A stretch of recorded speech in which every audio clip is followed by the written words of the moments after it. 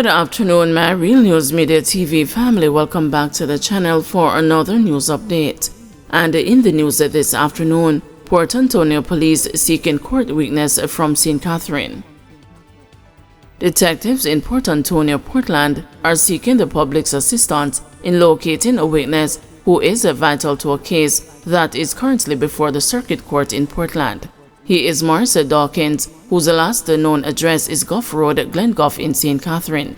Dawkins is scheduled to appear before the court on Wednesday, May 22. Morris Dawkins or anyone knowing his whereabouts is asked to contact the Port Antonio Police at 876-993-2546, the Police 119 emergency number, or the nearest police station. Hanover Police to go after unlicensed businesses harboring children. The Hanover Police will be cracking down on business establishments that are selling alcohol without the requisite license, as such places have reportedly been harboring minors and criminals. In fact, newly appointed operations officer for the Hanover Police Division, Deputy Superintendent Angela McIntosh Gale, said shop operators will be specifically targeted. The businesses that are not registered, we are sweeping down on them. Unlicensed places, the shops that sell beer and wine, and the ones that are exposing spirit, we're gonna do our drive there, she said at the recent monthly meeting of the Hanover Municipal Corporation. The law enforcer took issue with such business operators who do not put in place measures to prevent students from loitering at their establishments. We realize that the children are loitering at some of the areas and the shopkeepers don't care. They have them there during school hours, McIntosh Gale stated. Now, these are the same youngsters who are causing some of the problems because, as we see it, a lot of youngsters are involved in crime, and so we are faced with many challenges, she said. Courts grills a 13-year-old in cruelty to child case. A 13-year-old girl who spent 3 days with a man in another parish before the police intervened during a traffic stop was on Monday grilled by the prosecution. The girl's mother is on trial for cruelty to a child. The juvenile testified that on December 23, 2023, she requested permission from her mother to attend the Grand Market, an event in Savannah Lamar, Westmoreland, with a 19-year-old male friend. The minor was the first witness to take the stand on Monday, as the trial commenced with Judge Natisha Fairclough Hilton presiding, answering questions posed by the prosecution. The teen stated that she met the friend through her ex-boyfriend on social media and had their first face-to-face meeting in April.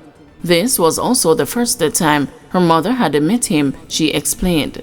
The minor also stated that on the day in question, December 23, she went to her mother's workplace to wait for the 19-year-old male who later picked her up.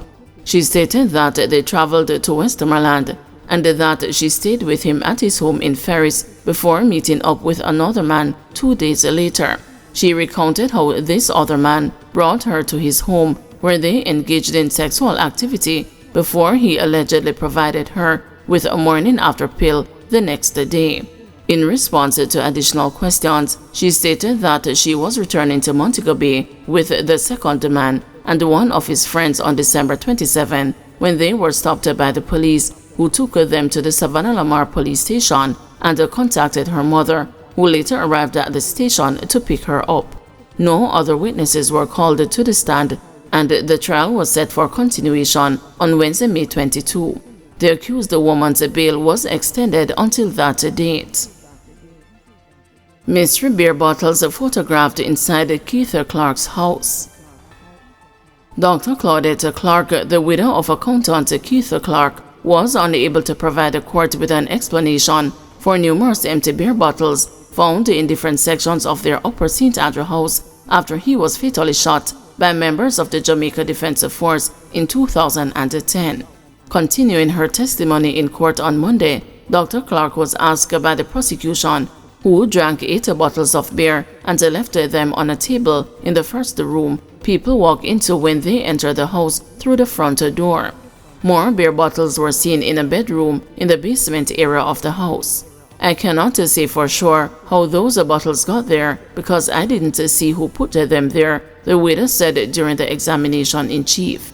Last week, Dr. Clark had told the court that no one was visiting or staying with the family at the time of the incident. She added that no one stayed with the family in the weeks or days leading up to the fatal shooting of her husband in the house. She also told the court that the door leading to the basement was usually locked and they needed a specific key from a bunch to gain entry. But photos shown in court suggested that a bed inside a bedroom in the basement was made and it appeared that someone had been staying there.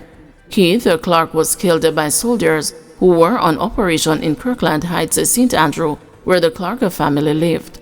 Members of the military, along with the police, had gone to the house in search of then fugitive Christopher Dudus Coke, who was wanted by United States authorities on drug and gun charges. 3 soldiers, Lance Corporals Greg Tinglin and Odell Buckley, as well as Private Arnold Henry, are on trial in the Home Circuit Court in downtown Kingston, accused of murder in Clark's killing. Dr. Clark told the court last week that on the night her husband was fatally shot, she and her daughter arrived home from a rehearsal. She said neither her husband nor anyone else was at home when she got there. She said when her husband eventually got home, she made him a sandwich and went to bed. I was in bed for about 10 minutes when I heard a sound like a plane or a helicopter. I didn't pay it any mind at first, but the sound was getting closer and closer. I got up and looked through my bedroom window. I saw the helicopter and the bright lights shining from it. The light was coming from the front of the helicopter. I woke up my husband and I told him that something was flying around with a bright light. He got up, looked, and then went back to bed, but not to sleep. I heard sounds like something was dropping on the house top. I shook him and said, Keith, get up. Something is dropping on the house. It was getting more frequent. I also heard sounds at the side of the house like somebody was trying to saw the door. I was scared, wondering what was happening. My husband was looking scared too. My daughter called the police, the neighbor and our pastor. She told the news. Dr. Clark said her husband eventually got up and the family went to the basement because they were not sure what was happening. After numerous failed attempts to find the key to enter the basement, the family of 3 went back upstairs to the master bedroom. According to Dr. Clark, the females hid in a bathroom while the husband and the father climbed on top of a closet to hide himself. In court on Monday, Dr. Clark said her husband kept his licensed firearm in a locked box which was stored on top of the closet. She alleged that after the soldiers entered the bedroom, her husband was climbing down from the top of the closet with his back turned when he was fatally shot by the soldiers. Dr. Clark told the court that her husband did not appear to have anything in his hands at the time he was shot. New deadline for outstanding SBA money. The Overseas Examinations Commission has now set early June as the date for the final payment to teachers who marked school-based assessments in 2022. Last week, Jamaica Teachers Association President Leighton Johnson said that several teachers who had marked SBAs in 2022 were yet to be paid, despite a promise from the Ministry of Education that final payments would be made by April. At that time, Johnson charged that the Education Ministry was not treating the issue with the urgency it deserves. In a release on Monday, the Education Ministry said it has tasked the OEC with disbursing the retroactive payments. The OEC acknowledges the delays in these payments and assures the teachers, schools, and stakeholders that the issue is being addressed with utmost priority. We are committed to resolving this matter promptly and will keep the public informed of any significant updates, the release said. According to the OEC, due to the necessity for meticulous verification of all payments, disbursements have been delayed.